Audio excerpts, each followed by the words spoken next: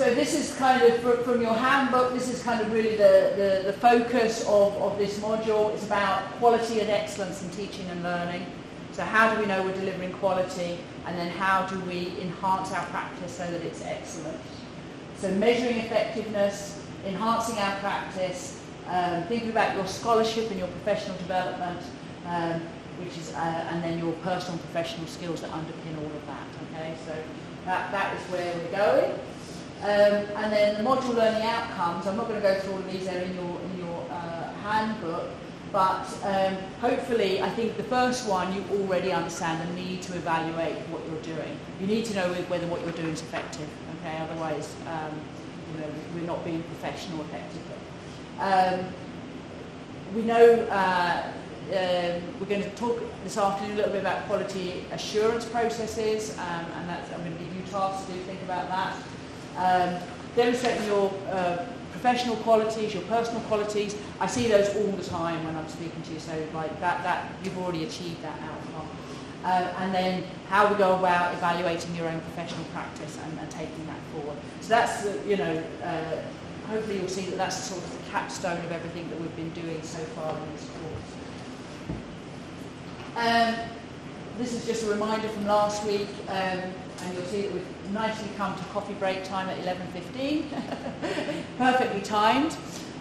So if we can try to get here, I know I do understand Istanbul traffic, so but if we can try and get here for 10 o'clock each day, because we've got an awful lot to get through this week. And then we'll finish at 4, and then you'll have time then between after 4 o'clock to catch up with emails and all the rest of the things that you have to do, and then also obviously prepare your activities for the next day. Okay, so if we want to break for coffee now, and then we'll start again promptly at 11:30. Okay, thank you all very much.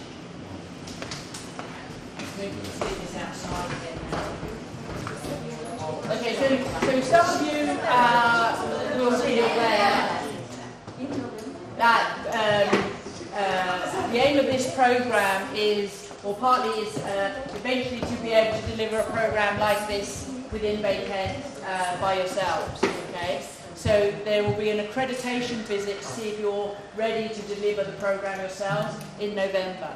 And the more people that have senior fellowship in readiness for that visit, the better the case. There's not a set number, you have to have 5 or 10 or what have you, but it just adds to the evidence base. So I know Mr. Mallet would be keen if any of you could get particularly senior fellowship in place prior to that visit. But I'm waiting to hear back from the office what the current review time is for senior fellowship. So the time it takes for you to get your results of your application, it varies during the year. And as you can imagine, at the end of the summer, many academics have spent the summer writing their fellowship. So the timeline is a little bit long in September and October because all of the applications have just been submitted. Okay. So but if any of you feel that you would really like to try and get it in time for that, then speak to me and we can do some peer review stuff. Okay, to get that moving. Okay, just to really refresh your memories, when you're writing your fellowship application, it should be around the activities that you do. Do you remember me saying that to you before? The activities. And who can remember what the activities are that are at the core of the fellowship?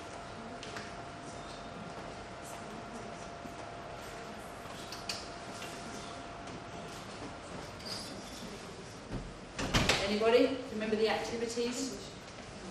Frantically looking them up.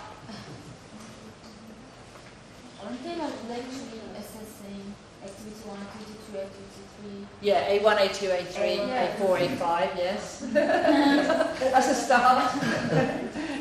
Teaching and support learning. Teaching and support learning, yes, thank you. Anybody else got any more? I think that's the first one, isn't it? The first one was lecturing, I think, the topic. Sorry?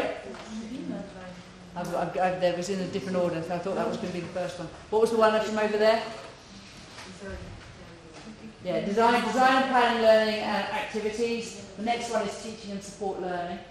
The next one, well, they don't have to be in order, but anybody think of another one? Assess and give feedback. Assessing and giving feedback, yeah.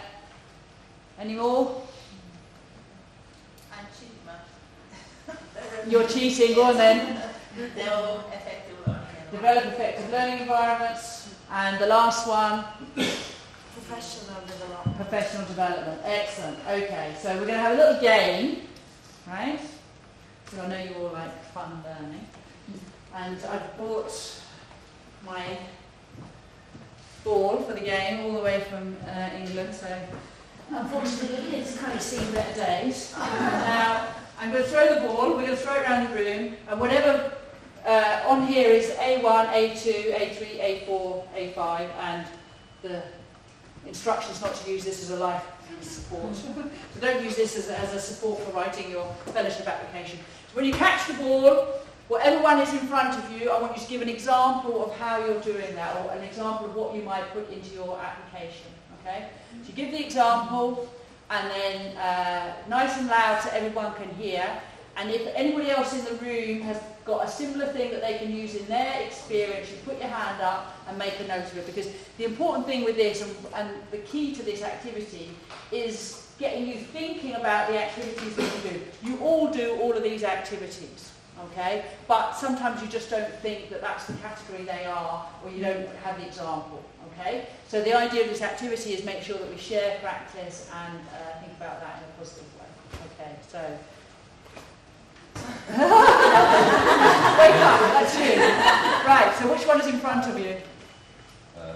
Develop learning environments. Develop learning environments. So how can you develop learning environments? What sort of learning environment do we have here? This is a typical amphitheatre. Okay. So how would you develop that in order to promote active learning? I would design my classroom as a U-shaped seating, so that every student can be at the same distance from the teacher, and they can face each other. Okay, that's great, perfect. And anybody else move the seating around in their classroom to make it more social?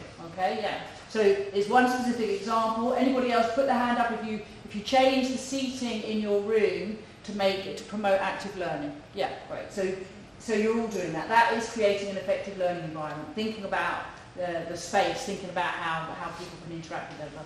Right, you can now throw the ball to somebody else. Pick on somebody. Again, this is an activity that works best in a... I think it's somebody cheating there. That's sure. You're like the kids. Oh yes, it was a 6. Yeah, that's teaching and supporting learning. Okay. What I'm doing is, for example, I apply some classrooms in the classroom. I give some problems to the students, and they work in groups of 2 or 3 students, and they just discuss on the question and they try to solve the problem, whatever the case is. So I think this type of learning supports the learning of students. Yeah. Okay. So you're using social learning. You're using problems, or a problem at the heart of the learning to support their learning. Anybody else do something similar to that? Put your hands up. Put your hands up. Anybody do something similar to that? Okay, great. So we've got some more examples there. Right. Okay. Throw the ball. Okay. I'm throwing here.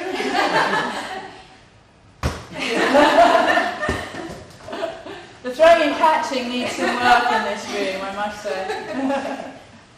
So APAC CPD, what's CP, I can write it all on there. Professional development, scholarship and professional development. professional development? I believe that I'm trying to give the students a chance to present because This is about your professional development. my professional. Okay. For my professional practice, I think I'm referring to my research. So my teaching is not most of the time, but yeah, I'm trying to present in conferences, so I'm using my own research in my teaching. So might that be an answer? Yes. It's more knowledge, I think. So if you need, I think this is a really important kind of problem with the fellowship. You need to be talking about either your discipline research, how you will use that to inform your teaching practice, okay? And you can talk about how you keep up to speed with that. But in terms of your professional development, you really need to focus on how you're developing yourself as a teacher.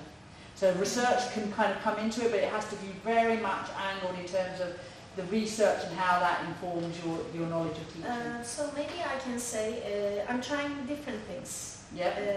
I'm trying to be open about which methods I use. Yes. So, for example, this semester I'm going to employ some of the methods that we discussed here. So I can say I'm trying to always innovate, Yes. find innovative methods. Yeah. So then you. So can I use this? Yes, you can use that. So anybody else got an example similar to that? So they're using innovative methods in their teaching. Maybe participating to some seminars, conferences. Yes, as long as it's on teaching. Yeah. Yes, yeah. So if you're talking about using innovative teaching methods, when you're writing about that in your fellowship application, you need to talk about what the evidence base is for you using that method. So why, for example, are you using problem-based learning? So you say you did a course, you got the idea, you maybe read some other literature about how they used it in your discipline, and then you tried it out. So you need to have the whole circle. So which one is more preferred? I mean, should we refer to our own experience or what we base something on something else, or literature? Both. Both. Both. There's not a preferred. It should be evidence informed, you know. So you can say, oh, I've got this experience. If I just stand quietly in a room with all the lights out, all my students learn. You know, there's no evidence for that. But you know, they'll say, well, okay, you know, you need to be able to provide your own evidence. Say, well, it's had this impact on learning, and I've measured it, or I've used this because of the evidence that I've read in the literature. So there needs to be some evidence, whether it's from your own experience, and that has been quantified or from the literature. Okay, right? Okay. Find somebody on the other row.